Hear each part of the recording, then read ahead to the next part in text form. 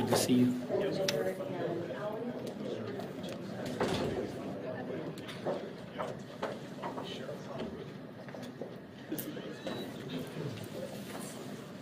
Hi, good morning, everyone. Thank you so much for being here. We are joined by leaders from around the state to discuss one of the most pressing issues that we're facing in our state and country right now.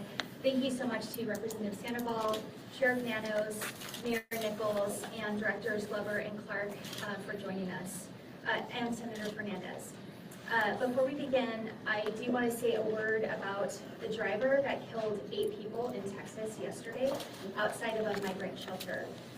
Early reports indicate that this was an intentional attack, and my heart goes out to the families of those who were killed, the injured, and the staff at the shelter. There should be no room for hate in our country, but sadly that is not often the case. We must come together to condemn any act of violence or hate against migrants. And if anybody attacks migrants in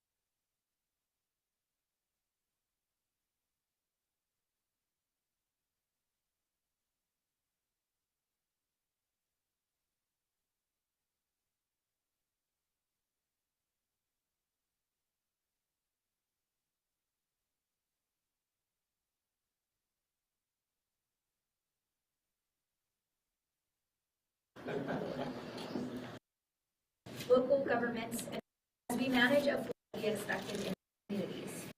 For the past around the state to this. Hi, good morning, everyone. Thank you so much for being here. We are joined by leaders from around the state to discuss one of the most pressing issues that we're facing in our state and country right now. Thank you so much to Representative Sandoval, Sheriff Nanos, Mayor Nichols, and Directors Glover and Clark for joining us, and Senator Fernandez.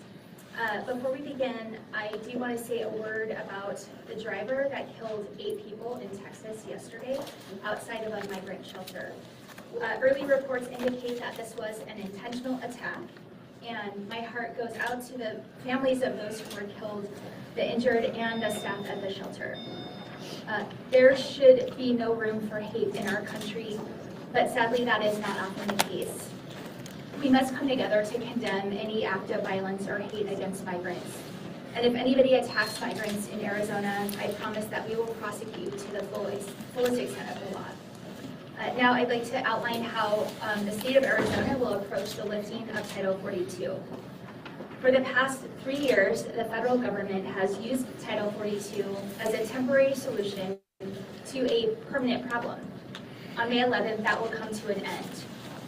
As a result, Arizona communities will once again be responsible for managing the influx of migrants entering our southern border. Let me be clear. The state of Arizona stands ready to assist our border communities and NGOs in any way that we can. When I took office, I made it a priority to visit the border and meet with leaders on the ground in their communities. In the first 100 days, we visited both the Tucson and Yuma sectors, including a tour of the Mariposa port of entry with Secretary Mayorkas. During these trips, I heard directly from Border Patrol agents who struggle to keep staff. I heard from elected officials whose requests have gone unanswered, and I've heard from humanitarian leaders who are overworked and overwhelmed by the responsibility that's been put on their shoulders. Now, with Title 42 set to expire, I'm afraid these challenges will only get worse. and I'm afraid the federal government is unprepared to meet the demands of the expected influx. That's why today I'm announcing the state of Arizona's Title 42 preparedness approach. Our 5-point approach is based on what we heard directly from these communities and is focused on public safety and humanitarian support. Additionally, our approach will use the state tools we have at our disposal to help border communities. We'll use all the state tools we have. Let me be clear, I will not politicize the border. I will not prioritize headlines and political stunts. I will work tirelessly to keep Arizonans and migrants safe and ensure a humane and orderly process. Our approach is informed by months of meaningful collaboration, hearing from partners on the ground, and tailoring our actions to their needs. As we manage a fluid situation, our state will continue with that approach. Our first point is public safety. I've directed the Arizona Department of Public Safety to assist local sheriffs and law enforcement in maintaining safety and security on Arizona highways and prevent harmful drugs like fentanyl from being brought into our state. I've also encouraged the federal government to double down on the approach outlined in Operation Blue Lotus and hope that they will continue to crack down on any and every drug trafficker who thinks they can exploit this potential humanitarian crisis for their own gain. Second is partnerships. As I said many times, the only way out of this is through collective partnership. That's why my office has spent months developing and strengthening partnerships with NGOs, federal agencies, local governments, and tribal communities. We will rely on these relationships and the open lines of communication that have been created to monitor the situation at the border and ensure tailored action is taken where needed. To best facilitate this communication, my team is standing up a joint information command where our partners can share updates, raise concerns, and coordinate responses. 3 is transportation. My administration will continue to assist with the transportation of migrants to their final destination. DEMA will assist, provide, and coordinate the best and safest mode of transportation for migrants. By doing this, we can mitigate the impact of the increased migration on our border communities. We will make sure the most cost-effective method of transportation is being used and that there is clear coordination between sponsors and NGOs. 4th is emergency shelter. DEMA will play a similar role ensuring migrants are sheltered while they are awaiting transportation out of Arizona. And finally, 5th, as I have done before, I am prepared to take executive action. We will activate state resources as needed and provide access to emergency resources if deemed necessary. That includes, but is not limited to, sending additional National Guardsmen to the border. While we are prepared to take state action in any way that we cannot manage this influx alone. Without much more robust action from the federal government, the current situation will only get worse. I've sent letters to President Biden and Secretary Mayorkas outlining specific actions that need to be taken. As of today, we have not received an adequate response. We will continue to relentlessly pressure the federal government until we truly get the resources we need to manage the expected influx. I want to express my gratitude to law enforcement, local elected leaders, and humanitarian organizations for their dedicated service to their communities. In particular, I want to thank Amanda Aguirre, Teresa Cavendish, Diego Lopez, Beth Strano, Gretchen Lopez, and the numerous NGO staff, city and county leaders who have been working tirelessly to tackle this issue. Although they couldn't join us today, I want to thank them for all of their hard work. The state of Arizona is ready to provide support during what will undoubtedly be a challenging period. And with that, I'm going to turn it over to Yuma Mayor Douglas Nichols. Thank you, Governor, and good morning. I'd like to thank the Governor for bringing us together today to talk about these next steps, but also for her proactive nature. Before she got in office in December, her and I had an extensive conversation about the border, the migrant status in Yuma specifically, and the need for her to come to see the border, which she expressed a strong desire to do very soon. Sooner than later was her words. And within 100 days, in March, she did come to Yuma. She saw the border firsthand. She saw the process at which migrants are humanely handled, and the situation was currently, at that time, under control. And we brought together the local leaders to have a roundtable to discuss the different perspectives people have. And it all came down to this. This is a national issue. And the federal government leadership has failed to make good on this national issue. Time and time again, communities like Yuma step up. They step up to do great things, to make sure people are taken care of. But this task is going to be too great. It's going to be greater than anything we have seen in the past. The influx has already begun. About a month ago, we had 300 people a day crossing the border in the Yuma sector. 2 weeks after that, we had 600. Yesterday, we had 1,000 people a day cross just this Sunday. And this morning at 8 o'clock, there was already 500 people that have crossed into the Yuma sector. This is not stopping anytime soon. And it's very troubling. And the governor has set up these systems in order to help make sure that our border communities can remain safe places to live, that they're not negatively impacted by this negative national discussion about an unsafe border. And her prioritization of transportation is extremely important. In Yuma, there are very limited options for general commercial transportation, and so to have the government step in is a necessary step. Unfortunately, it's the state government and not the federal government. My top priority every day is the citizens of Yuma. And in this crisis, what's good for the citizens of Yuma are also good for the state and the citizens of Arizona. I'd like to turn it over now to Representative Sandoval.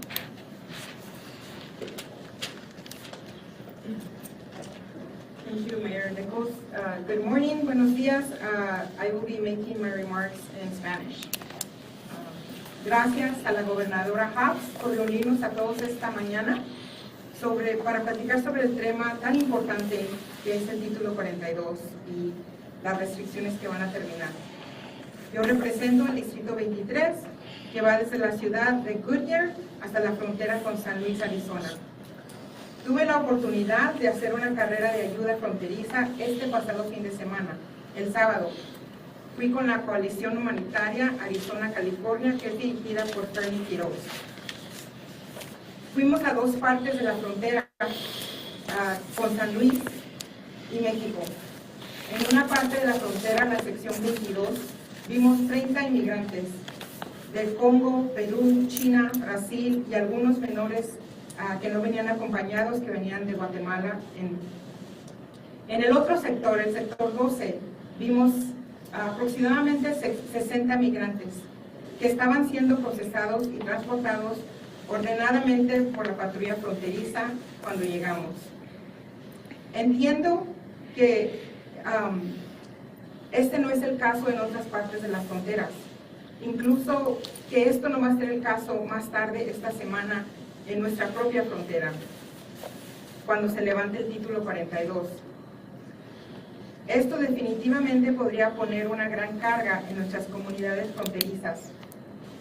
Y una de las cosas que me dijo también el alcalde Jerry Anaya de la ciudad de Somerton fue que le gustaría ver más asistencia médica.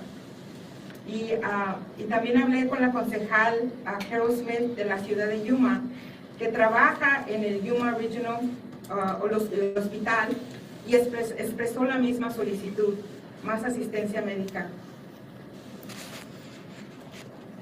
Durante el pasado, la situación de la fronteriza se ha polarizado y las palabras rara vez siguen acción significativamente. Y estoy feliz de ver que la gobernadora Hobbs se niega a jugar política y está dispuesta a tomar medios con un enfoque inteligente, personalizado, para ayudar a nuestras ciudades fronterizas. Gracias. Ahora les quiero presentar al Sheriff Chris Anenos, que va a decir unas remarcas. Good morning. Thank you. Thank you for being here. And Governor Hobbs, thank you for having me.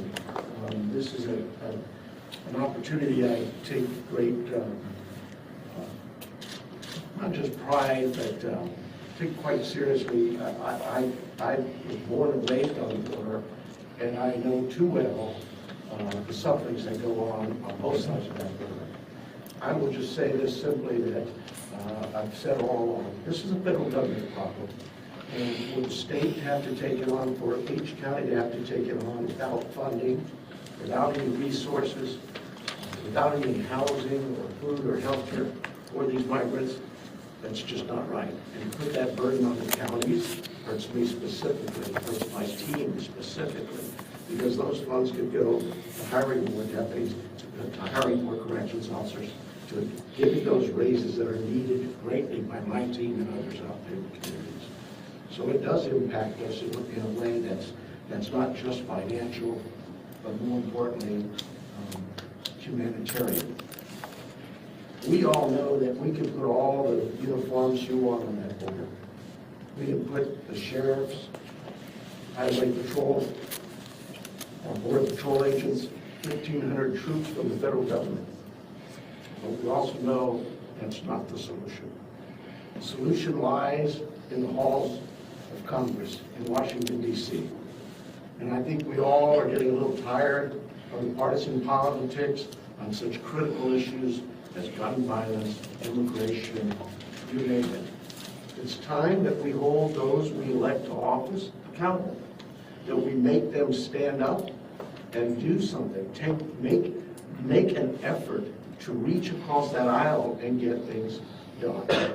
Governor Hobbs, I thank you for not just your pragmatic response, but more so for your humanitarian belief that this is a humanitarian issue and we need to deal with it as such.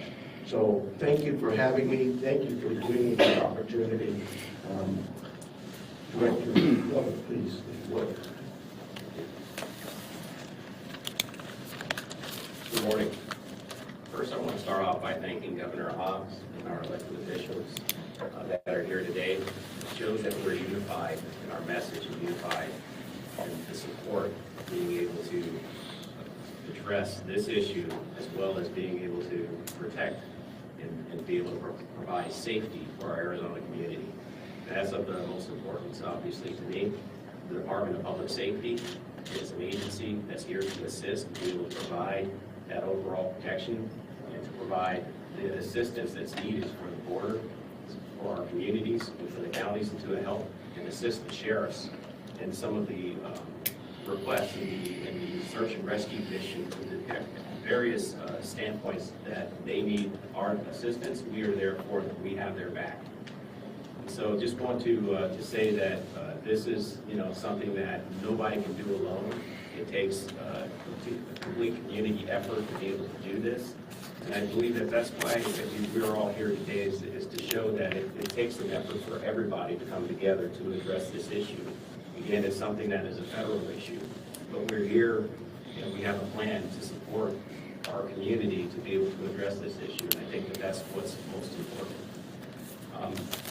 Again, the Department of Public Safety is here to assist and to provide what's needed for our overall response.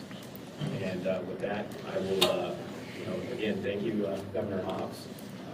We'll turn it back over to her for closing remarks. All right, hello everybody. We'll now move into Q&A. I will call on you. If we can please start with questions on topic to the press conference, and then we can move into general Q&A. I know everybody has lots of things they'd like to ask, so let's start.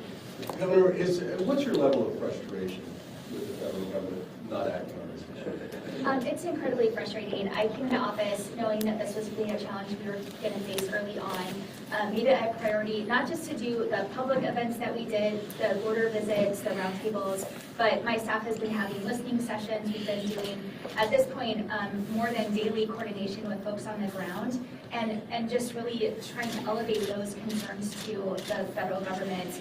And we've just gotten an incredibly inadequate response to address the challenges that our communities are facing. Can I ask what the response was? Well, I mean, Secretary Mayorkas came out, I think that was great. He was able to hear directly from the nonprofit organizations that are providing support to these folks. But I mentioned the letter that we sent, we have not gotten a response to that letter that had very specific asks. I think you can make sure you all have a copy of that if you haven't seen it, but we haven't gotten specific answers to the things we're asking for that our communities need. Stacey? I wonder if some of the governor or Colonel, maybe you can address, I mean, some of these things I think the state is already doing, right? Like supporting border counties, transportation. So what specifically is changing because of the upcoming end of Title 42? Can you speak about like what more resources are being added? We're increasing transportation, we're looking at sheltering options, and then just the additional public safety aspects, making sure we're increasing the coordination there. Like will more troopers be out there in those borders? I don't know the answer to that. Just to jump in for a second. So we do have troopers that are working with the communities down along the border. So we have increased some of the active patrols as well as the search and rescue efforts. Equipment that is needed to be able to carry out those efforts that are also being allocated to the border communities as well. Is that quantifiable in any way? That I can't give you a quantifiable. Actually, a couple of things. I was going to ask you if you please be very helpful. The transportation and the sheltering system. The sheltering seems enormous. What do you envision that looking like at the very least? We're working with DEMA on that. I don't know, Chris, if you can, Good morning, Alan Clark. I'm sorry. That's okay. I've been called a lot. I was looking at lot the of names. I'm sheriff. good. So, good morning, Alan Clark, State Emergency Manager. So, as far as the sheltering goes, naturally, when you think of a sheltering issue or problem or a task, it can be handled in multiple ways, right? We can go down and erect soft-sided facilities if we get to that level, or we can continue to work with the counties and local NGOs to enhance their capabilities to do such. We can help move people around through our transportation modalities to decompress certain areas and move those to other areas. We can help them with staffing, contracts through vendors and stuff like that. So there's a lot of different things that are in play, and there's a lot of different mechanisms that we're researching and will put into use as the demand signal shows. Well, agree, Governor.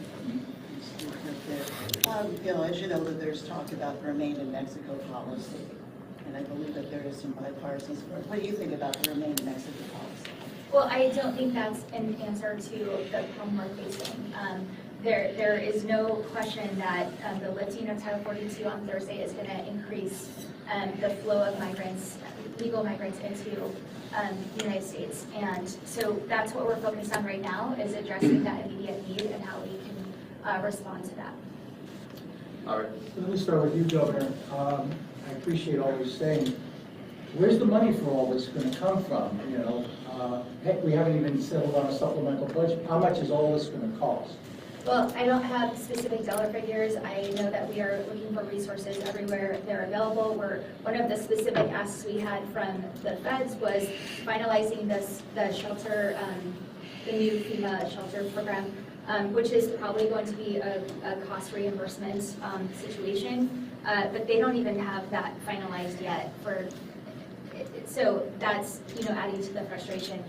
There was money appropriated in last year's budget. That's what's being utilized for the transportation, and there's funding remaining there. Okay, let me ask you a sort of related question. Come on back to the mic. You speak back there, it doesn't matter, it doesn't count. You mentioned increased patrols and everything else. DPS has a finite number of sworn officers. Given what additional you're going to be doing, what is not going to get done? Are some roads just not going to be patrolled at night? Are some areas, down Division 9, down Sierra Vista? I mean, what's going to fall off the table here? So it's not going to impact our patrols in other areas. What we're doing is just increasing the patrols and how we're actually managing the resources, especially those related to maybe specialty units being able to be available to also assist in that area. So it doesn't take away from the actual active patrols in some of the areas that we're concerned with in terms of, high fatality type collision areas. Those are areas are still that are still being actively monitored and controlled as well. Great, Brad. Question for the governor and then for Mayor Nichols. Governor, the transportation, does that include transporting migrants out of the state? Because I think you're still doing it. Yeah, we're doing that. So where are they going to go? How much more is that going to cost? That's been an ongoing effort, and we are connecting them with where they have support and sponsors, whatever their final destination is. And we've changed the program from the prior administration to make sure that we're getting folks there as efficiently as possible. I think before there were just buses going to Washington, D.C., and we're focused on getting them where they need to go. And how many troops is Arizona receiving? It's a small number. We'll get that to you. You don't know? We do, I just don't remember. I'll get the number to you. Frankly, administration has been a little wishy-washy on it, so I'll let you know. And Mayor Nichols, are you seeing street releases yet? How likely is that to happen to you?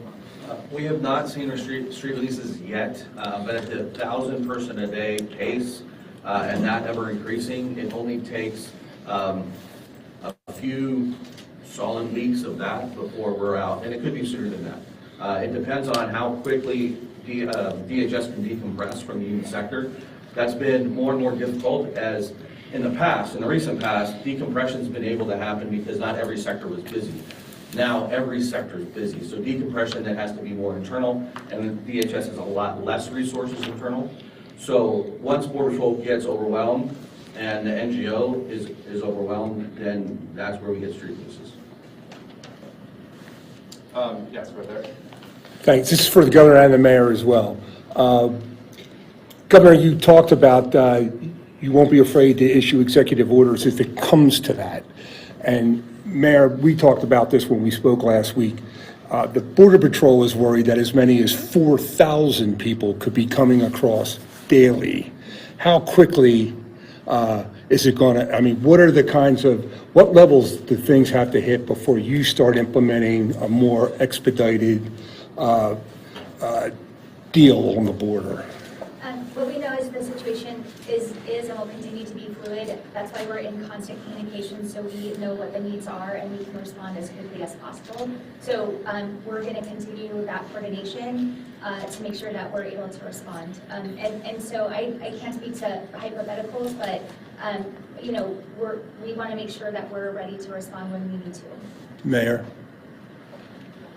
I think that's spot on, because it depends upon a lot of things that are in constant motion. That if the NGOs get the ability to move people around or bring in other resources, that increases that capacity. Where we were, when I declared that my local emergency a year and a half ago in December of 2021, we had people weren't being released to the street, they just weren't being picked up because the system was overwhelmed. That would probably be more likely where we'll head if we get to that 4,000. So what does that mean for your city? If 4,000 people are just there and it exponentially adds on? Well, that's definitely the scenarios we're running through. We've never seen anywhere close to this. And so we're trying to figure out exactly that answer. I wish I had the answers, and if anybody does, I'm open. But this is uncharted territory, and so we're looking for all the answers we can. Definitely pushing on the federal government, but with the governor's plan, that helps to at least know we have a backstop here within our state. Governor, a couple of questions. First, I'd like to get some more details on the transportation aspect. Is this just going to be asylum seekers like Governor Ducey was doing last year? Is this going to be all migrants, regardless of status, to other parts of the country? It's legal migrants, but I don't know if you Certainly. So, when you look at this as a humanitarian effort, so we're looking at anybody coming across the border that needs help, we're going to try to help. We will take them, as the governor has pointed out. And it was actually a very agenda item and pressing that, yes, last year we were moving people to Washington, D.C. Only and specifically, and under this governor, we've been asked to expand that to other states, also intrastate. So we will As has been mentioned, we will be helping with buses to move people from rural parts of Arizona to more populated parts of Arizona and then further out of the state of Arizona as needed. I'm not sure if it's a question in terms of, are these people who are applying for asylum, or these people who just happen to cross and are here, or what? So the people that are released by Border Patrol into our communities are the ones, and I apologize for not answering that directly. Again, we're going to help a human being.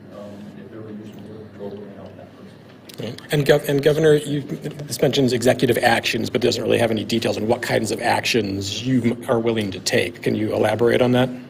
Again, the situation is fluid. We're continuing to monitor, and so if there is executive action we can take, that will be helpful. Potentially sending more National Guardsmen is one example, but it's why we're continuing to be in constant communication. Yep, right there. Governor, question for you. Your approach is vastly different from the previous administration. I don't know if you have an update on what happened to all of those shipping containers, and I see that your priority is not on closing the gaps or building more fencing, and why is that? The closing the gaps is a federal responsibility, and the reason the shipping containers aren't there anymore is because the federal government was going to sue the state to take them down. So they're down now, and we own them, and they're sitting in storage, and we're working on plans to repurpose them for things like housing and other ways they can be utilized to address other problems we're facing. How much money was spent on that project that is it potentially wasted? It was a lot of money. I can get you that information just as you move on. Yeah. Sure. You've been very vocal about the staffing shortages and challenges that your own department has been facing. How are you guys faring as far as it relates to King County? Well, we work closely with our Border Patrol agents and always have. I think Colonel Bell would say the same. Law enforcement's always worked together, particularly on the streets where it needs to be happening. And that won't change. But Chief Modlin, who directs the Tucson sector, the largest Border Patrol sector, I think he has over 5,000 agents. A big job. We talk weekly, we talk daily, whatever needs to be done, we'll help him, he helps us. But one thing we're both very clear on, I do not want to be doing his job, nor should I. And he doesn't want to do our job, nor should he. This is really, to me, our federal government needs to figure it out. It's ironic to me how you can sit there and try to deal with those who are outside our walls, outside our borders, and yet you can't even come up with something as simple to deal with those who are already here, our dreamers. What is, I don't know, I give up. I don't know what's going on in Washington. But I challenge them, I'd ask you to do the same. Let's get some legislation that actually reforms our immigration process so that these who do want to come here lawfully can actually do so in less than 10, 20 years. You all had mentioned sending National Guardsmen to the border. How many do you anticipate sending, and can you elaborate on what their role would be once there? No, I can't. It's a tool we'll use if we need to, based on what's happening on the ground. So it's an option we have, but we haven't committed anything specific yet, and don't plan to until we know for sure if that's something. Governor? So there are 5 bullet points here, 5 sub-headlines: public safety, partnership, transportation, executive action, shelter. You haven't been able to provide any numbers about public safety, about how many troopers or new officers are going to the border, no numbers on how many new buses we're sending out of state, no details on executive action. Can you tell us anything about the shelters? How much emergency funding is available? How many beds are we going to need? How quickly can we get those up? We don't know the numbers because we don't know the numbers.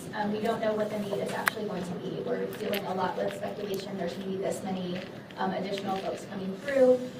We know that today the shelters in Tucson are at capacity. And we're on Monday, and this is going to increase on Thursday. So we are going to respond to the need that is on the ground. But you've got to have some projections, some kind of goals at least. But how much would you like to put into this if you could? I don't know if you have more specifics on No, ma'am, you addressed it, and again, one of the things it's gonna sound like I'm skirting your question, or skirting it, but I'm not. The bottom line is we don't know. We don't know what those numbers are gonna be. If we had unlimited pots of money and unlimited resources, then we would say that we would use unlimited pots of money and unlimited resources. But we don't know exactly what that is. Remember, every incident or disaster or crisis starts at the local level. So we are partnering with the local level who is trying to manage, who then is going to the county and they're trying to manage, and then we're partnering with them. So the bed availability and all these numbers that you hear about are from the NGO and the county level right now, and we're in constant contact with them. But until we have exact numbers, we don't know what is it exactly what we need. Sir, sorry. And Governor, will you be asking for any, we're doing a budget right now.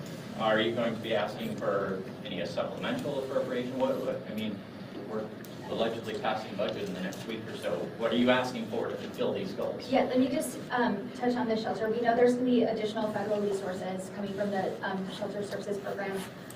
There's actually a very large pot of money, and one of our specific asks in the letter was to focus those resources on the border communities. Right now, we're in competition with all of the states for that funding, so that's one of our specific asks. That's going to be reimbursed, as far as we know. So we're going to be relying heavily on that source of funding. And aside from that, you will see increased homeless funding in the budget. I will tell you that's not, the intent isn't necessarily to be used on this shelter. We shouldn't have Arizonans paying for something that's a federal government responsibility, and that's what our priority is going to be. All right, guys, let's open it up to broader questions. I know everybody has a lot of Governor things Reddy, to get to. Macro So talk. can we, hold on, please. Howie, do you have an additional? I'm still wounded, so I'm expecting a little bit of sympathy here. Governor, when you did your State of the State, and when you did your budget, you said we are going to end the expanded voucher program, the expanded ESA, we're going to repurpose the money. Everything I can determine is you didn't get that. What went wrong? I mean, why are we still going to continue to have unlimited vouchers of hundreds of millions of dollars a year? I think that we can agree that the voucher program is a drain on resources that should be directed at public education.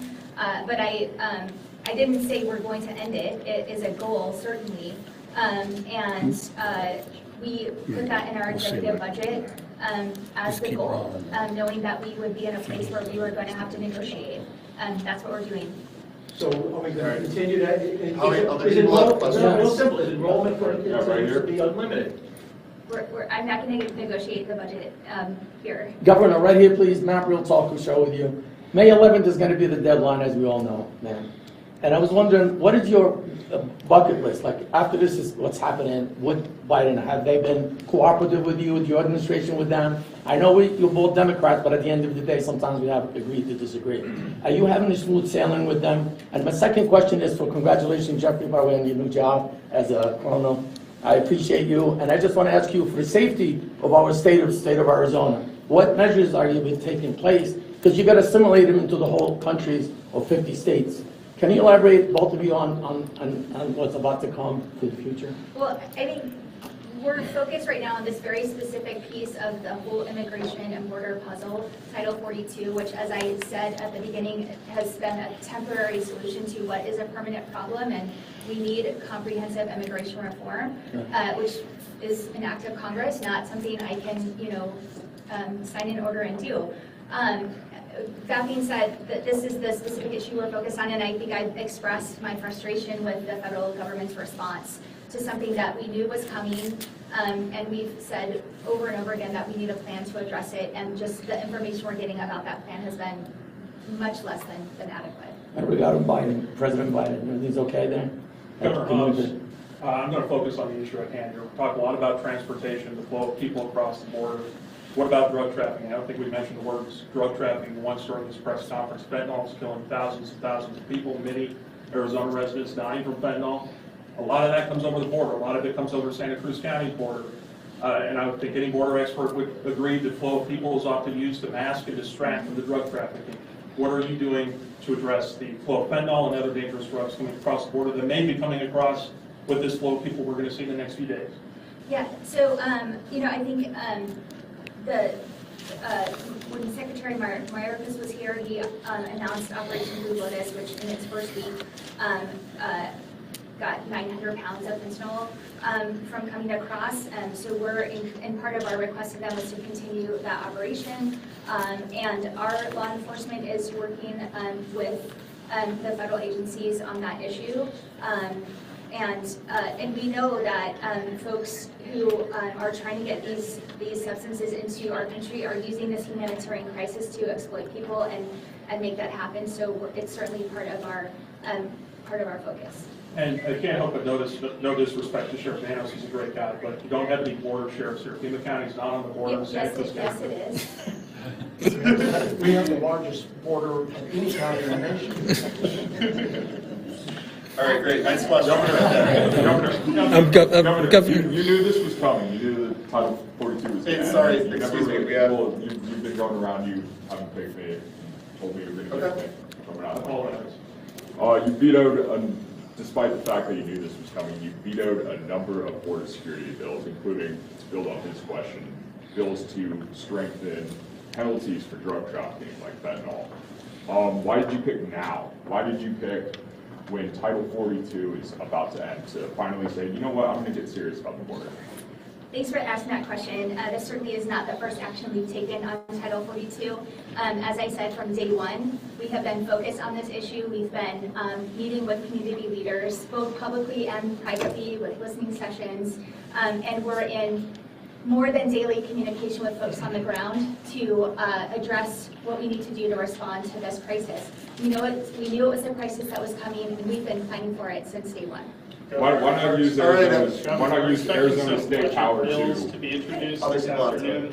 Can you talk about your office's role in negotiating those proposals, and are you satisfied that what's coming later this afternoon would get your signature if it made it to your desk? We've been meeting with Republican leadership and Democratic leadership for a couple of months now to negotiate what you'll see in the bills that are introduced this afternoon. I knew from day one that to get a budget over the finish line, it had to be bipartisan. We are going to have to give some things up. The Republicans are going to have to give some things up, and I think you'll see that in the bills that come out this afternoon. All right, everybody, we're going to do a last question. Can somebody speak to how many Arizona Guards soldiers are at the border now? Like we talked about adding more, but how many are there now? I think we can get back to you on that number. There are some. I'll get you that number. All right. Thank you, everybody. We're going to call it wraps. Appreciate your attendance. Please be in touch with either myself or the team if you have any follow-ups, further questions. I know there was a few things where we said we'd get back to you. You scheduled on the podium says you have to 11.